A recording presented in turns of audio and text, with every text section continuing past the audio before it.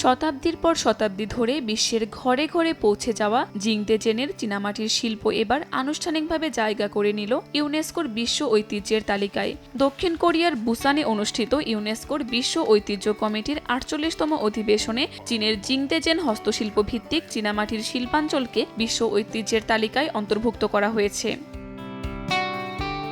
পূর্ব চীনের জিয়াংসি প্রদেশের জিংদেজেনকে দীর্ঘদিন ধরেই চীনামাটির রাজধানী বলা হয়। দশম থেকে ১৯ শতক পর্যন্ত এখানেই গড়ে ওঠে বিশ্বের অন্যতম গুরুত্বপূর্ণ চীনামাটির শিল্প ব্যবস্থা। এখানকার উন্নত মানের নীল সাদা চীনামাটির বাসন একসময় বিশ্বের বিভিন্ন দেশে রপ্তানি হতো। ধীরে ধীরে এটি চীনা সংস্কৃতি ও শিল্পকলার প্রতীক হয়ে ওঠে। টাইফুন ফ্যাব্রিক কেয়ার, ফ্যাব্রিক কেয়ারের সুপার পাওয়ার।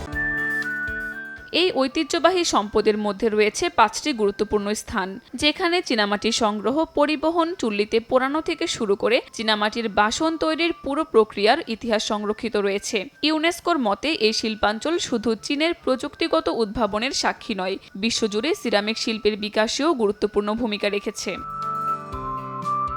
এই স্বীকৃতির মাধ্যমে চীনের ইউনেস্কো বিশ্ব ঐতিহ্যের সংখ্যা বেড়ে দাঁড়ালো ৬১টি। বিশ্ব ঐতিহ্য কমিটি জিংদেজেনের সংরক্ষণ ও ব্যবস্থাপনায় চীনের উদ্যোগেরও প্রশংসা করেছে। এই স্বীকৃতিকে নিজেদের ইতিহাস, সংস্কৃতি ও কারুশিল্পের জন্য বড় অর্জন হিসেবে দেখছে চীন।